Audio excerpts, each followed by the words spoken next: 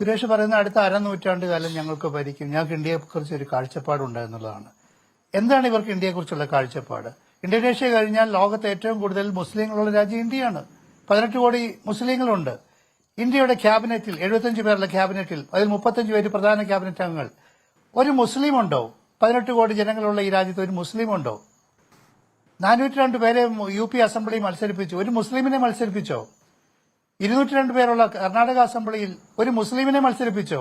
ഏത് തരത്തിലുള്ള ഇന്ത്യയാണ് നിങ്ങൾ വിഭാവനം ചെയ്യുന്നത് അടുത്ത അരനൂറ്റാണ്ട് കാലത്ത്? ഇന്നലെ അയോധ്യയിലെ പ്രാണപ്രതിഷ്ഠ നടന്നതിന്റെ പിറ്റേന്ന് ഒരു ക്രിസ്ത്യൻ പള്ളിയുടെ കുരിശിൽ BJPയുടെ കൊടി കൊണ്ട് കെട്ടിയില്ലേ? ഏത് തരത്തിലുള്ള ഇന്ത്യയാണോ? ഇൻക്ലൂസീവ് ഇന്ത്യയാണോ? The majority communism has become the ideology. ഭൂരിപക്ഷ വർഗീയത രാഷ്ട്രത്തിന്റെ പ്രത്യയശാസ്ത്രമാക്കി മാറ്റിയ ഒരു ഇന്ത്യയാണ് നിങ്ങൾ വിഭാവനം ചെയ്യുന്നത്. ഒരു സെക്കൻഡ് BJPയുടെ കൊടിയല്ല, അല്ലെങ്കിൽ RSSന്റെ കൊടി. ശ്രീരാമന്റെ ചിത്രം ആലേഖനം ചെയ്ത കാവിക്കൊടി എന്ന് പറയാം. RSSന്റെ കൊടിയോ അല്ല, BJPയുടെ ആലേഖനം ചെയ്ത കൊടിയാണ്. RSSന്റെ കൊടിയോ അല്ല, BJPയുടെ കൊടിയോ അല്ല. BJPയുടെ കൊടിയല്ല, അത് കാവിക്കൊടി തന്നെയാണ്. അല്ല, അതിലേക്കല്ലേ പറഞ്ഞത്, ആ നിസ്സാര കാര്യങ്ങളിലേക്കല്ല. കൊടിയുടെ നിറം നോക്കിയല്ല, അതിന്റെ ഒരു ഐഡിയോളജി, അതിന്റെ പൊളിറ്റിക്സും സുരേഷ് ഒന്ന് മനസ്സിലാക്കുക. പിന്നെ സുരേഷ് പറയുന്ന ഒരു ചരിത്രബോധം ഇല്ലാതെയാണ്. അരനൂറ്റാണ്ട് കാലം, അടുത്ത 50 വർഷം ഇന്ത്യ ഭരിക്കുമത്ര, അല്ലെങ്കിൽ ലോകത്തെ ഏതെങ്കിലും ഒരു പാർട്ടി. മുസോളിനി 50 വർഷം ഭരിക്കുമെന്നും പറഞ്ഞാണ് വന്നത്. ആ മുസോളിനി 8 വർഷം കഴിഞ്ഞപ്പോൾ ജനങ്ങൾ തല്ലിക്കൊല്ലുക ചെയ്തത്. ഹിറ്റ്ലർ 10-20 വർഷം ഞാൻ ഭരിക്കുമെന്നും പറഞ്ഞാണ് വന്നത്. ആ ഹിറ്റ്ലർ കാമുകിയോടൊപ്പം അണ്ടർഗ്രൗണ്ടിൽ പോയി ആത്മഹത്യ ചെയ്തു. സുരേഷ്, ചരിത്രം എപ്പോഴും ഡൈനാമിക്കാണ്. ഇന്ദിരാഗാന്ധിക്ക് 430 ലോക്സഭാ സീറ്റുണ്ടായിരുന്ന ഇന്ദിരാഗാന്ധിക്ക് തൊട്ട് ഇലക്ഷനിൽ പരാജയം നേരിടേണ്ടി വന്നു. അതുകൊണ്ട് പോളിറ്റിക്സ് എപ്പോഴും ഡൈനാമിക്കാണ്. ഞങ്ങൾ അടുത്ത അരനൂറ്റാണ്ട് കാലം ഇന്ത്യ ഭരിക്കും എന്ന് പറയുന്നത് തീർച്ചയായിട്ടും അതൊരു ചരിത്രബോധമില്ലാത്ത വസ്തുത തന്നെയാണ്. രണ്ടാമത് നികേഷ് സാർ പറഞ്ഞത് ഈ സോഷ്യലിസ്റ്റ് ആശയക്കാരുടെ ഈ ചാഞ്ചാട്ടത്തെ കുറിച്ചാണ്. ഇവിടെ പറഞ്ഞ ഒരു സെക്കൻഡ് പ്ലീസ്.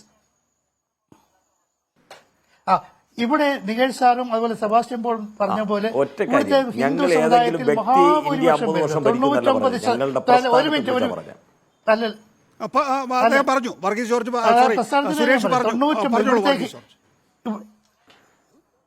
പറഞ്ഞു.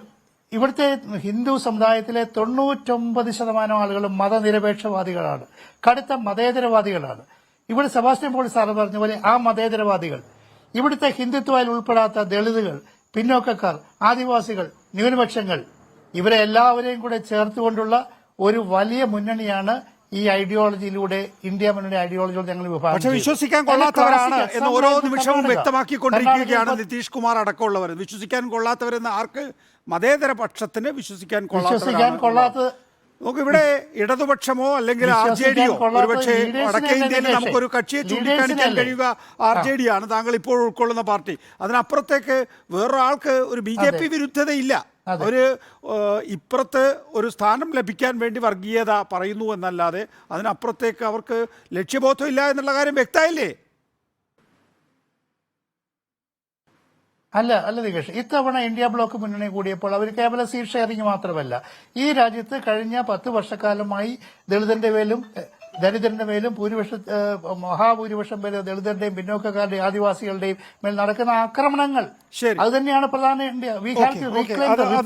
എത്ര കണ്ട് പ്രതിജ്ഞാബദ്ധമാണെന്ന് നമുക്ക് വരും ദിവസങ്ങളിൽ കാണാം.